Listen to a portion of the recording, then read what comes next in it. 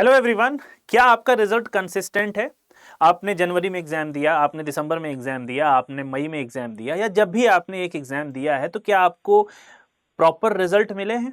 मतलब क्या वो कंसिस्टेंट रिजल्ट आपको मिले हैं या उन रिजल्ट्स में बहुत ज्यादा अंतर आया है? अगर मैं एक एग्जांपल लेके समझाऊं, मान लीजिए आपने पिछले दिसंबर का एग्जाम दिया, जून का जो एग्जाम कैंसिल हो गया वो एग्जाम दिया, और ये जो एग्जाम अभी कंडक्ट हुआ है जिसको हम री एग्जाम कह रहे हैं, ये एग्जाम दिया। क्या आपको लगता है कि आपकी तीनों में कंसिस्टेंसी मेंटेन है? अगर मैं कंसिस्टेंसी की बात करूं तो क्या आपको लगता है कि अगर आपने 150 के जो क्वेश्चन किए थे दिसंबर में, मान लीजिए 150 में से आपने 100 क्वेश्चन सही किए हैं, तो क्या आपको यह लगता है कि 100, 101, 102, 103 क्वेश्चन आपके जून में सही रहे होंगे? क्या आपको यह लगता है कि इस बार अगर हम एग्जाम देते या दिया हो हमने, तो क्या आप ये अनुमान लगा सकते हैं कि आपके 100 से ऊपर या 102, 103, 104 के आसपास रिजल्ट रहेंगे? अगर रिजल्ट रहते हैं तो ये रिजल्ट आपके कंसिस्टेंट हैं। अगर रिजल्ट इस तरीके का नहीं रहता है, एक बार आपने 150 में से 80 क्वेश्चन सही किए, एक बार 120 क्वेश्चन सही हुए, इन दोनों में इतना गैप, और कई बार करने पे आपको यह लगता है कि कई बार हमें इनकंसिस्टेंसी देखने को मिलती है। जैसा कि आप मॉक टेस्ट लगाते हैं एग्जाम से पहले, तो कभी किसी मॉक टेस्ट में बहुत अच्छा नंबर आ गया, कभी किसी मॉक टेस्ट में बहुत खराब नंबर आए। इसी को हम कंसिस्टेंसी कहते हैं, इसी को हम इनकंसिस्टेंसी कहते हैं। यानी अगर आपको बहुत ज्यादा इनकंसिस्टेंसी दिख रही है तो यह कहा जा सकता है कि आपकी जो प्रिपरेशन है, जो तैयारी है, वो रिलायबल नहीं है। ठीक है, जी हां, वो तैयारी आपकी रिलायबल नहीं है। ठीक उसी तरीके से जब हम कोई टेस्ट बनाते हैं, कोई टेस्ट डिजाइन करते हैं या कोई टूल बनाते हैं, और वो टेस्ट या टूल अगर कंसिस्टेंट रिजल्ट, सेम रिजल्ट दे रहा है, तो हम कहेंगे कि वो टूल या वो टेस्ट हमारे लिए रिलायबल है। और अगर वो रिजल्ट नहीं दे रहा है या कंसिस्टेंट रिजल्ट नहीं दे रहा या इनकंसिस्टेंसी बहुत है उसमें, तो हम ये कहेंगे कि ये टूल या ये टेस्ट रिलायबल नहीं है। तो आज हम पढ़ने वाले हैं रिलायबिलिटी, कल हमने पढ़ा था वैलिडिटी, और ये वैलिडिटी रिलायबिलिटी दोनों ही एक साथ चलते रहते हैं। लेकिन चूंकि टॉपिक ऐसा है कि अलग अलग समझाना जरूरी था, इसलिए मैंने यहां पर 2 वीडियो बनाई। आज हम डिस्कशन करेंगे रिलायबिलिटी के बारे में। ठीक है, रिलायबिलिटी रिलेट करती है आपकी कंसिस्टेंसी से। जितना आपका रिजल्ट कंसिस्टेंट रहेगा, उतना ही रिलायबिलिटी भी ज्यादा होगी। ठीक है, इस पर और चर्चा करेंगे, और कई सारे उदाहरण, कई सारी मिसालों से हम समझेंगे कि रिलायबिलिटी कितनी इंपॉर्टेंट है हमारे रिजल्ट्स के लिए। ये रिजल्ट हमारा डिपेंड करता है किस पे? हमारी कंसिस्टेंसी और इनकंसिस्टेंसी पे। ठीक है, अगर अभी तक आप मुझसे नहीं जुड़े हैं तो टेलीग्राम ग्रुप ये आपके लिए ओपन है, इसको स्कैन करके आप डायरेक्टली वहां पर जा सकते हैं और उस ग्रुप में मिल सकते हैं, उस ग्रुप को ज्वाइन कर सकते हैं। साथ के साथ मैं आपके लिए यहां पर इसका यूजर नेम भी लिख देता हूं। आपको करना कुछ नहीं है, सिंपल लिखना है मसरूर _ देना है और ये अख्तर लिख देना है। ठीक है, ये सर्च करेंगे तो आप सीधे इस ग्रुप यानी स्कॉलर्स नाम के इस ग्रुप से जाके जुड़ जाएंगे। ठीक है, चलिए तो शुरू करते हैं। What is reliability in research? ये इंपॉर्टेंट है हर बार के लिए। आपके रिसर्च एप्टीट्यूड में या पेपर 2 में जब आप रिसर्च मेथड्स पढ़ते हैं तो वहां पे वैलिडिटी और रिलायबिलिटी के इक्का दुक्का क्वेश्चंस आपको देखने को मिलते हैं। जैसे अभी हमने कल देखा था, किसी एक सेशन में हमने इंटर रेटर रिलायबिलिटी के क्वेश्चंस देखे, इंटरनल और एक्सटर्नल वैलिडिटी के क्वेश्चन देखे। तो ये कल हमने जो पढ़ा वैलिडिटी, और आज हम जो पढ़ने जा रहे हैं रिलायबिलिटी, इन दोनों को बहुत अच्छे से समझना आपके लिए जरूरी है। ठीक है, अब यहां पे क्वेश्चन पूछ रहा है what is reliability in research? Research में विश्वसनीयता क्या होती है? ठीक है, research reliability refers to whether research method can be reproduce the same results multiple time which is consistent. एक बार आपने टूल बनाया, इस टूल ने रिजल्ट दे दिया, मान लीजिए 10 यूनिट का रिजल्ट दिया। ठीक है, फिर उसके बाद आपने टेस्ट किया, फिर से ये सेम रिजल्ट दे रहा है 10 यूनिट का, फिर से आपने इसको टेस्ट किया, फिर से 10 यूनिट का रिजल्ट दे रहा है। तो ये जो रिजल्ट आ रहा है, this result is a consistent result. तो जब हम कंसिस्टेंसी को मेंटेन करते हैं या कोई टेस्ट कोई स्टडी किसी कंसिस्टेंसी को मेंटेन करती है, इसका अर्थ ये होता है कि उसके जो रिजल्ट्स आएंगे जब भी हम अप्लाई करेंगे उस टेस्ट को, तो वो कंसिस्टेंट रहेंगे, सेम रहेंगे, और यही बताता है कि वो टेस्ट, वो टूल कितना रिलायबल होता है। If your research method can produce consistent results, then the methods are likely reliable and not influenced by external factors. एक एग्जांपल देता हूं। एक डॉक्टर एक मरीज को देखता है, उसको कोई बीमारी हुई है, ठीक है, मान लीजिए उसको बीमारी हुई है एक्स, ठीक, डॉक्टर ने उसको एक दवा दे दी ए, ये मरीज सही हो गया। दूसरा मरीज आया, उसको भी सेम बीमारी है यानी X1, डॉक्टर ने उसको भी वही सेम दवा दे दी A1, राइट। तीसरा मरीज आया X3, डॉक्टर सेम बीमारी के लक्षण उसको दिखे, डॉक्टर ने फिर यही दवा दे दी A, और ये सही हो गया, ये भी सही हो गया पहले ही खुराक में, ये भी सही हो गया और ये भी सही हो गया, तीनों पहली खुराक में सही हो गए। तो हम क्या यहां से रिजल्ट निकालते हैं कि डॉक्टर ने जो दवा दी है ए, इसके रिजल्ट कैसे हैं, कंसिस्टेंट हैं। It means the medicine A is reliable, ठीक है, ये रिलायबल है। जैसे हम लोग बहुत सारी रिलायबल दवाएं हैं जो हम रखे रहते हैं, बुखार होती है तो पैरासीटामॉल खाते हैं, सही हो जाता है। बहुत सी दवाएं और है, पैरासिप हो गया, पैरासीटामॉल हो गया, पीसी और सूमो हो गया, ठीक है। सर दर्द हुआ तो बहुत से लोग सेरिडॉन, क्रोसिन खा लेते हैं, ठीक है। खांसी हुई तो कफ का कोई सिरप पी लिया, बहुत रिनाउंड सिरप कई सारे होते हैं, टोरेक्स होता है, इसके अलावा बहुत सारे सिरप्स होते हैं। यानी क्या है कि उसके रिजल्ट्स बड़े कंसिस्टेंट हैं। आप अगर उस दवा को खा लें तो बिल्कुल सही हो जाएंगे, यानी वो दवा उस बीमारी के लिए रिलायबल है। ठीक उसी तरीके से जब हम किसी रिसर्च टूल को बनाते हैं, उसके रिजल्ट जब कंसिस्टेंट आते हैं तो हम कहते हैं कि वो रिजल्ट टूल, वो स्टडी, जब रिजल्ट अच्छा आ गया तो इसका क्या मतलब हो गया कि हमने जो प्रोसेस लगाया है वो प्रोसेस भी रिलायबल होगा। अगर प्रोसेस सही नहीं होता तो रिलायबिलिटी नहीं आ पाती। ये बात समझ में आ गई? तो इसीलिए हम कहते हैं जब मेथड्स बार बार एग्जैक्ट या कंसिस्टेंट रिजल्ट प्रोड्यूस करें तो हम कहेंगे कि आपका जो मेथड है वो भी कैसा है, रिलायबल है। ठीक, आगे बढ़ते हैं। अब रिलायबिलिटी को हम चेक कैसे करते हैं, रिलायबिलिटी को चेक कैसे किया जाता है? तो चेक करने के दो तरीके हैं। पहला तरीका ये हो गया कि हम सेम टेस्ट को डिफरेंट ग्रुप पे लगा दें या फिर डिफरेंट ग्रुप को सेम टेस्ट पे लगा दें। समझ में आ रही बात? लोगों के विभिन्न समूहों पर ये सेम टेस्ट, ये जो ग्रुप है ये क्या हो गया, this group is known as sample, ठीक। या फिर लोगों के एक ही समूह पर विभिन्न परीक्षणों का उपयोग करना, ये दो बातें हैं। इन दो बातों से आप किसी भी टेस्ट की, किसी भी स्टडी की रिलायबिलिटी को टेस्ट कर सकते हैं। ठीक है, इतनी बात समझ में आ गई? चलिए जी आगे चलते हैं। अब टेस्ट करने के चार तरीके हैं। तरीके दो थे, दो वे थे, अप्रोचेस दो थे, तरीके इसके चार हो गए। पहला तरीका है test, retest, reliability. Most important MCQ का सबसे इंपॉर्टेंट ऑप्शन है ये। रिलायबिलिटी के बारे में जब पूछा जाएगा, रिलायबिलिटी के टाइप के बारे में, तो टेस्ट रीटेस्ट भी आपको वहां पर देखने को मिलेगा। Test, retest, reliability, right. The test retest reliability method in research involves giving a group of people the same test more than once. ये एक सैंपल है या फिर हम इसको ग्रुप ऑफ पीपल कह सकते हैं। अब मैं कलर चेंज करके थोड़ा सा इसको समझाने की कोशिश करूंगा। ये एक टेस्ट कई बार दिया गया, ये सेम टेस्ट है, यानी ये ए टेस्ट है, यही ए टेस्ट इस ग्रुप को कई बार दिया गया, ठीक। यहां पे भी दिया। कलर चेंज करने का मतलब कई तरीके से या कई बार मैं समझाना चाह रहा हूं आपको। 3 बार हो गया, एक बार और मैं ले लेता हूं, कोई और कलर चेंज कर लेते हैं, और ये ए, यानी ये सेम ग्रुप है। इस ग्रुप को आपने कई बार ट्रीटमेंट दिया, ठीक। Test, retest, test, retest, test, retest. Example मैं दे देता हूं। एक बच्चों का समूह है, आपकी क्लास में 40 बच्चे हैं, ठीक है।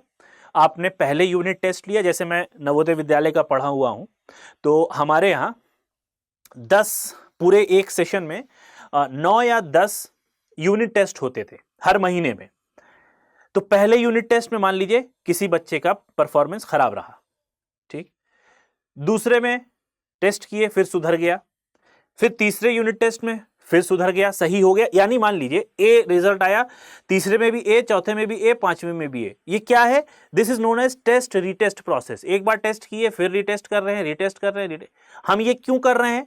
उसकी रिलायबिलिटी को चेक करने के लिए कि ये रिलायबल है या नहीं। तो एक ग्रुप पे, ये एक ग्रुप में हमने क्या किया, 4 बार टेस्ट दिया। ये याद रखिएगा क्योंकि ऑप्शंस में ये बात आती है। तो एक ग्रुप को जब हम 4 बार टेस्ट देंगे, सेम टेस्ट, ये याद रखना, सेम टेस्ट 4 बार दे रहे हैं, या फिर same test more than once, ठीक है। एक ही ग्रुप में 4 बार किसी टेस्ट को दिया जा रहा है। Number 1, pick a consistent research method. यहां पर आप एक research method, consistent research method उठा लेंगे। दूसरी बात है क्रिएट अ सैंपल। आप एक लोगों का समूह उठाएंगे, सैंपल ग्रुप, जैसे आपको पता है नया आदर्श पॉपुलेशन में से सैंपल उठाएंगे। And ensure the members are also consistent. ऐसा ना हो कि आपने 25 लोगों को उठाया है, पता चला अगले में 5 लोग गायब हो गए, उसके अगले में फिर 5 लोग गायब हो गए, उसके अगले में फिर 5 लोग गायब हो गए। तो लोगों में भी कंसिस्टेंसी होनी चाहिए, ऐसे लोग हों जो आपके स्टडी में कंट्रीब्यूट कर सकें और वो प्रॉपरली आपको क्या कर पाए, प्रॉपरली आपका जवाब दे पाए, ठीक है। दूसरी बात। तीसरी बात, administer your test using the chosen method. जो मेथड आपने चुना है उसके हिसाब से अपने टेस्ट को आप एडमिनिस्टर कीजिए। फिर ये इंपॉर्टेंट है, रिपीट करिए, repeat the exact same testing process 1 और multiple time with the same sample group. अब ये एक से ज्यादा बार दे दिया गया, इसका रिजल्ट अगर सेम आता है चारों पे, ठीक है, यहां पर भी रिजल्ट आपका सेम आ रहा है, यहां पर भी रिजल्ट आपका x1 सेम आ रहा है, यहां पर भी रिजल्ट आपका x1 सेम आ रहा है, यहां पर भी रिजल्ट आपका x1 सेम आ रहा है, तो this is known as the consistency. एक एग्जांपल दिया हुआ है, give a group of college student a survey about their satisfaction with their school's parking lots on Monday and again on Friday, then compare the test to check the test retest reliability। आप अपने school के कुछ बच्चों को चुने और उनको क्या करें, एक सर्वे दें। किसके बारे में? सेटिस्फेक्शन के बारे में। सेटिस्फेक्शन किसके बारे में? स्कूल के पार्किंग लॉट के बारे में, जहां पे गाड़ियां पार्क होती हैं। तो पहले आप मंडे को उनका सर्वे करें, क्या रिस्पॉन्सेज रहते हैं, ठीक है, मंडे को वो उनका जवाब क्या रहता है, देन अगेन इसी टेस्ट को आप फ्राइडे में करें, ठीक है। मान लीजिए मंडे में आपने एक सवाल किया कि क्या आपको गाड़ी खड़ी करने की जगह मिली? मंडे में ऑब्वियस है कि भाई भीड़ बहुत ज्यादा होगी, हो सकता ना मिले, ठीक है। मंडे में मान लीजिए उसका जवाब हो गया नहीं, फ्राइडे में उसका जवाब हो गया हाँ। इसी को हम कहते हैं टेस्ट रीटेस्ट। इसी तरीके के सवालों को रख के हम टेस्ट रीटेस्ट करते रहते हैं रिलायबिलिटी चेक करने के लिए। ये एक एग्जांपल आपके सामने मैंने दे दिया। दूसरा जो तरीका होता है वो होता है parallel forms reliability. Parallel forms में क्या होगा कि the strategy involves giving the same group of people multiple type of test to determine. अभी यहां पर सेम ग्रुप था, एक टेस्ट दिया जा रहा था, अब यहां पर 4 अलग अलग टेस्ट दिए जा रहे हैं। ग्रुप सेम है और इनको 4 अलग अलग टेस्ट दिए जा रहे हैं, राइट। ये 4 अलग अलग टेस्ट इनको यहां पर दिए गए, ठीक। एक ग्रुप को 4 अलग अलग टेस्ट दिए। पहले क्या था, एक ग्रुप पे एक टेस्ट दिया गया, अब इनको 4 अलग अलग टेस्ट दिए गए। फिर से पढ़िए, this strategy involves giving the same group of people multiple types of test to determine if the result stays the same when using different research methods। हमने डिफरेंट रिसर्च मेथड यूज किया, पता चला यहां से आपको एक रिजल्ट मिलता है, यहां से आपको कोई दूसरा रिजल्ट मिलता है, यहां से आपको कोई तीसरा रिजल्ट मिलता है और यहां से आपको कोई चौथा रिजल्ट मिल जा रहा है। तो हमको यही टेस्ट करना है। जब इस प्रकार की टेस्टिंग होती है कि एक ग्रुप पे 4 अलग अलग टेस्ट हो गए, पहले क्या था, एक ग्रुप पे एक टेस्ट 4 बार था, अब एक ग्रुप पे एक ही बार में 4 टेस्ट हम करेंगे, इसको हम कहते हैं पैरेलल फॉर्म्स रिलायबिलिटी। ठीक है, और इसके अलग अलग रिजल्ट आ रहे हैं या नहीं आ रहे हैं, यही यहां पर टेस्टिंग की जाती है, किसमें? पैरेलल फॉर्म्स रिलायबिलिटी में। ठीक है, in marketing you may interview customers about the new product, observe them using the product and give them a survey about how easy the product is to use and compare these results as a parallel form of reliability test। किसी लोगों को, जो market में लोग जाते हैं चीजों को इस्तेमाल करके, एक बार तो नया प्रोडक्ट लेके गए, क्या आप सोच के आए थे नया प्रोडक्ट खरीदने? दूसरी बार जब आप उस प्रोडक्ट को इस्तेमाल करके आएंगे तब सर्वे लेंगे, तो इसको हम कहते हैं इस तरीके के एग्जाम्पल को। और अगर ऐसा क्वेश्चन आपके पास आता है तो आप पैरेलल फॉर्म रिलायबिलिटी पर जाओगे। बेसिकली ये मार्केट में यूज किया जाता है। ठीक है, अगला जो तरीका है वो inter rater reliability. Test, retest, parallel form, inter rater. ठीक है, इंटर रेटर रिलायबिलिटी, रेटर कौन होगा? द वन हु रेट, जो रेट करेगा। रेट कौन करेगा? ये कोई ह्यूमन भी इंसान है। Inter rater reliability testing involves multiple researchers, कई शोधकर्ता इसमें लगे होते हैं। यहां पर कई शोधकर्ता लगे होते हैं, विभिन्न, एक नहीं होता है, यहां पर विभिन्न शोधकर्ता होते हैं। Assessing a sample group and comparing their results, this can help them to avoid influencing factor related to the assessor. यहां पर बायसनेस के चांसेस बड़े कम होते हैं। तो अब ये इंटर रेटर की बात हो गई। ये रेटर कौन हो गया? जो रेट कर रहा है। अब ये रेटर में कौन आ गया? आपका रिसर्चर। यही तो करेगा, यही आपको रेट करेगा। तो अब यहां पर मान लीजिए चार अलग अलग X1, Y1, Z1, A1, ये चार अलग अलग रिसर्चर हैं। इन्होंने क्या किया है? एक ग्रुप पे, यानी एक सैंपल पे अलग अलग टेस्ट किया है। इनको अलग अलग रिजल्ट मिल रहे हैं। मान लीजिए इसको मिला X1, इसको मिला Y1, इसको मिला Z1 और इसको मिला A1। किसको? इसको। इस तरीके से आप समझ लीजिए ये चार अलग अलग रिजल्ट आ रहे हैं। अब मान लीजिए ये आदमी 4 बार करता तो हो सकता है यहां से बायसनेस भी आने के चांसेस थे, मगर 4 आदमियों ने एक बार में अलग अलग 4 रिजल्ट दे दिए और ये रिजल्ट मोर और लेस अनबायस्ड माना जाता है कि यहां पर भाई किसी भी तरीके का पक्षपात नहीं हो रहा है। इसको हम क्या कहते हैं? Inter rater reliability. और मैं आपको एक बात बता दूं, जून के री एग्जाम में यह क्वेश्चन पूछा गया था। ठीक है, और अगर आपको ध्यान हो तो आप जाके कल या परसों के मेरे YouTube सेशन पे देख ले, जब हम क्वेश्चन को सॉल्व कर रहे थे तो उसमें ये ऑप्शन इसका सही था, जहां पे मैंने बताया था कि इंटररेटर किस तरीके से रिलायबल होता है, या रिलायबिलिटी इंटररेटर वाली वो किस तरीके से वर्क करती है। अब इसमें आप बचेंगे कैसे? पर्सनल बायसनेस से बच जाएंगे, मूड से बच जाएंगे, ह्यूमन एरर से बच जाएंगे। क्यों? क्योंकि भाई हो सकता हो ये चारों इसके कोई रिश्तेदार ही ना हो, अनबायस्ड होके काम करें, या हो सकता था पहले एक ही आदमी था, 4 बार इससे मिल रहा है तो कुछ उसके अंदर बायसनेस आ जाए, उसको पहली बार में पता चल जाए कि अरे इसका मूड ऐसा है या ये इस तरीके का रिजल्ट दे देगा, तो वहां जाके ही बिना जाए हम उसके रिजल्ट को लिख दें तो ये बायसनेस हो जाएगी, रिजल्ट आपका गड़बड़ हो जाएगा। तो ये 4 अलग अलग लोग 4 अलग अलग रिजल्ट लेके आ रहे हैं और रिजल्ट कैसा होगा? अनबायस्ड होगा। This is known as inter rater reliability.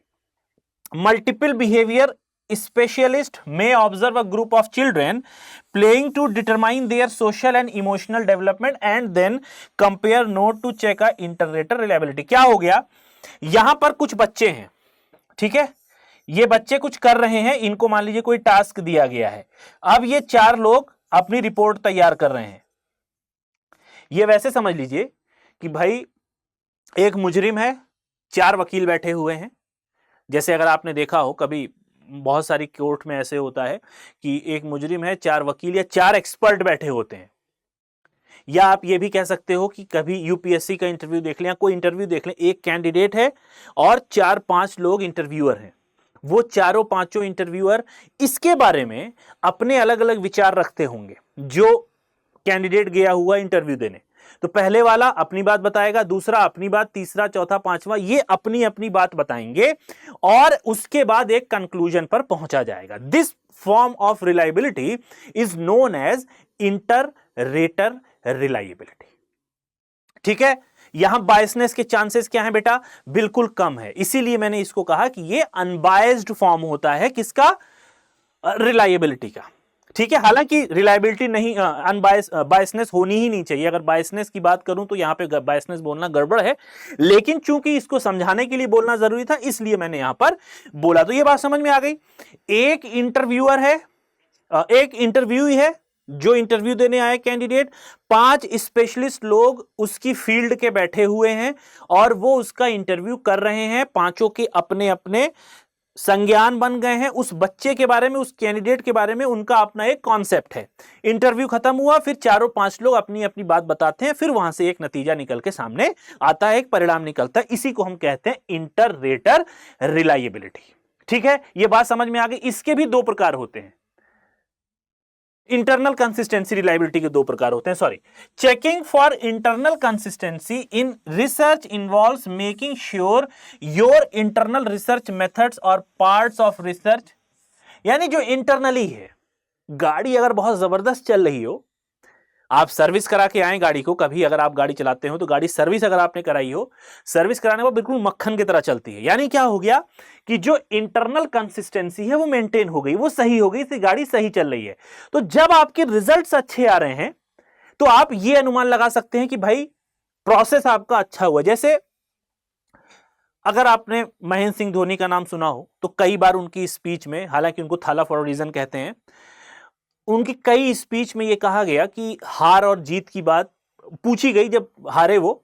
बहुत सारे ऐसे इंटरव्यूज हैं उनके, अगर आप उनके इंटरव्यू को देखें तो एक बात बड़ी कॉमन मिलती है, वो ये है कि हमें प्रोसेस पे ध्यान देना है। रिजल्ट अगर अच्छे आए तो यानी हमने प्रोसेस भी अच्छा किया, हम अच्छा खेले। रिजल्ट अगर हमारे खराब आए तो कहीं ना कहीं कोई डिपार्टमेंट, चाहे फील्डिंग हो गया या आपका बैटिंग हो गया या आपका बॉलिंग वाला एरिया, ये थोड़ा सा वीक पड़ गया। तो अच्छे रिजल्ट्स का मतलब है कि मेहनत अच्छी की गई। जैसे शिवखेड़ा का नाम अगर आपने सुना हो तो शिवखेड़ा ने कहा है कि असफलता यह दर्शाती है कि सफलता के लिए पूर्ण प्रयास नहीं किया गया। ठीक है, तो जब सफल होंगे तो क्या होगा, हालांकि बहुत सारी बातें ऐसी है, इसके पीछे बहुत सारे कॉन्फ्लिक्ट भी हो सकते हैं, डिस्प्यूट भी हो सकता है कि सर ऐसी बात नहीं है, लेकिन सिर्फ आपको समझाने के लिए, रिजल्ट अगर अच्छे मिले हैं इसका मतलब प्रोसेस भी अच्छा रहा होगा। समझ में आ गई बात। ठीक, यही बात आती है इंटरनल वैलिडिटी की और इंटरनल रिलायबिलिटी की। जब हम इंटरनल वैलिडिटी की बात कर रहे थे तो लैब में जब हमने एक टेस्ट को बनाया, किसी वैक्सीन को हमने बनाया, तो लैब में रिजल्ट्स अच्छे आए तभी हम उसको जनरलाइज कर पा रहे थे। इसी तरीके से जब इंटरनली प्रोसेस आपका अच्छा होगा तो जो रिजल्ट्स हैं वो भी आपको इंटरनली कंसिस्टेंट मिलेंगे, और इसी को कहा जाता है इंटरनल कंसिस्टेंसी रिलायबिलिटी। ये 2 तरीके की होती है। पहली होती है स्प्लिट हाफ, जो कि काफी मशहूर है। You can perform this test by splitting our research method like a survey और test in half, delivering both half separately. Sample group, देखिए एक ग्रुप है, इस ग्रुप को आपने 2 भागों में बांट दिया, एक भाग इधर कर दिया, एक भाग इधर कर दिया। एक बार इसको समझाया, यही ऑप्शन दिया हुआ है सैंपल ग्रुप, सर्वे से। ठीक है, या तो आपने इनके साथ सर्वे किया या फिर टेस्ट के तरह टेस्ट लेके इनके जो रिस्पॉन्सेस थे उनको रिकॉर्ड किए। दूसरा इसको किया, सर्वे और टेस्ट। तो ये क्या किया आपने, स्प्लिट कर दिया। You splitted the sample group. आपने आधा इसको कर दिया, आधा इसको कर दिया, फिर इसमें अलग से एक सर्वे लिया या टेस्ट लिया, इसमें अलग से एक सर्वे या टेस्ट लिया। This process is known as split half reliability test, delivering both half separately sample group, then comparing the results. अब यहां से कुछ रिजल्ट्स आपको मिलेगा। मान लीजिए यहां पर A1 रिजल्ट आ गया, यहां पर आपको रिजल्ट मिल गया A2। ठीक है, अब इन दोनों को आप क्या करोगे, कंपेयर कर लोगे। If the results are consistent then the result of the research method are likely reliable. ठीक है, एक एग्जांपल मैं देता हूं। मान लीजिए मारुति की गाड़ियों की रिलायबिलिटी बहुत अच्छी है, मानी जाती है। मारुति की गाड़ियों में एक वेरिएंट अगर हम माने, अभी जो रिसेंट गाड़ी आ रही है विटारा, एक है ग्रैंड विटारा, एक है ब्रेजा, सिंपल वाली, मुझे नहीं पता कौन सी है, एक ब्रेजा है और एक ग्रैंड विटारा है। दोनों एक ही तरीके की गाड़ी मानी जाती है, एक ही टाइम आई। ठीक है, और ये दोनों एक ही दूसरे का मॉडल है। एक को आपने अलग से टेस्ट किया, दूसरे को आपने अलग से टेस्ट किया। ठीक है, पता क्या चलता है कि थोड़ा सा रेस लेने पे, मतलब 10 सेकंड की रेस लेने पे गाड़ी आपकी बहुत तेज भागती है, कुछ बीपीएम होता है, मुझे वो यूनिट याद नहीं आ रही है, 100 की स्पीड क्रॉस कर जाती है 10 सेकंड में। वहीं दूसरी तरफ जो दूसरी वाली है बेस मॉडल, मान लीजिए बेस मॉडल में क्या होता है कि आपको 15-20 सेकंड लग रहा है 100 की स्पीड तक पहुंचने में। ये हम रिलायबिलिटी टेस्ट कर रहे हैं। तो अगर इस तरीके से दोनों में आपने क्या किया, स्प्लिट कर दिया, एक ही गाड़ी को टॉप मॉडल एक का उठा लिया, एक का आपने बेस मॉडल उठा लिया। टॉप मॉडल में क्या है, मैं एग्जांपल दे रहा हूं कि टॉप मॉडल में क्या है कि 10 सेकंड के अंदर अंदर आप 100 की स्पीड पार कर जा रहे हो, आपका कांटा 100 तक पहुंच जा रहा है। दूसरी तरफ बेस मॉडल में 15, 20, 25 सेकंड लग जा रहे हैं आप 100 तक पहुंचने में। तो क्या हो गया यहां पे, आपने इन दोनों को स्प्लिट कर दिया, एक को दूसरी तरीके से किया, एक को दूसरी तरीके से किया। इसी को हम कहते हैं स्प्लिट हाफ रिलायबिलिटी टेस्ट। हम यहां पे स्प्लिट किसको कर रहे हैं, ग्रुप को, एक सैंपल को इधर कर रहे हैं, एक सैंपल को इधर ट्रीटमेंट दे रहे हैं। दोनों का जो रिजल्ट आया, हालांकि मारुति की बनाई गाड़ियां थी, दोनों ही एक ही ग्रैंड विटारा का एक बेस मॉडल था, एक टॉप मॉडल था, दोनों का रिजल्ट सेम आना चाहिए था, तब इसको हम कंसिस्टेंट कहते हैं। ठीक है, अब यहां पर आप थोड़ा सा कमेंट मत करने लगना, मैंने विटारा चलाई नहीं है ना, मुझे उसका कोई एक्सपीरियंस है। ठीक है, ये एक एग्जांपल देने के लिए आपको मैंने समझाया था कि किस तरीके से हम स्प्लिट करते हैं दो चीजों को। एक ही क्लास के बच्चे हैं, उन बच्चों को एक ही टीचर पढ़ा रहा है 15 साल से, या 1 साल मान लो, 15 साल ज्यादा हो गया, फिर उसका हम टेस्ट लेते हैं, 20 बच्चों को अलग टेस्ट लेते हैं, 20 बच्चों को अलग। अगर दोनों का रिजल्ट सेम आता है तो हम कहते हैं हाँ इनका पढ़ाना रिलायबल है, अलग अलग आता है तो रिलायबल नहीं है, या कुछ डिस्प्यूट हो सकता है, कुछ उनको सुधारने की जरूरत है, तो इसको हम कहते हैं स्प्लिट हाफ रिलायबिलिटी टेस्ट। दूसरी तरफ अगर हम बढ़ते हैं, इसका जो दूसरा फॉर्म है इंटरनल कंसिस्टेंसी का, वो है inter item reliability test. With this assessment, you administer sample groups multiple testing item like with parallel form reliability testing and calculate the correlation between the result of each of the method result with this information and calculate the average and use the number to determine if the result are reliable। इसमें multiple काम करते, जैसे हमने इंटररेटर वाला किया था उसी तरीके से इसमें इंटर आइटम होगा। ठीक है, हर को अलग अलग करेंगे, हर ग्रुप को अलग अलग टेस्ट दिया जाएगा, फिर यहां पर जो रिजल्ट्स आएंगे A1 आ गया, A2 आ गया, यहीं से हम एवरेज निकाल के कंक्लूजन पे पहुंच जाएंगे। ठीक है, फिर इसी कंक्लूजन से पता चलेगा कि भाई ये रिलायबल है या नहीं है। तो ये दोनों इंपॉर्टेंट है। ठीक है, बेसिकली आपको जो क्वेश्चन पूछे जाते हैं वो स्प्लिट में, स्प्लिट हाफ वाले में से और टेस्ट रिटेस्ट में से पूछे जाते हैं। अभी इंटररेटर का एक क्वेश्चन इस बार आपको देखने को मिला है। अब एग्जांपल देख लेते हैं। You may give a companies cleaning department a questionnaire about which cleaning product work the best. Cleaning department है, जो लोग क्लीनिंग में काम करते हैं किसी ऑफिस में, किसी कंपनी में। ठीक है, उनको आपने एक क्वेश्चनेयर दे दिया किसके रिगार्डिंग, कि बेस्ट प्रोडक्ट कौन सा है सफाई के लिए, but you split it in half and give each half to the department separately and calculate the correlation.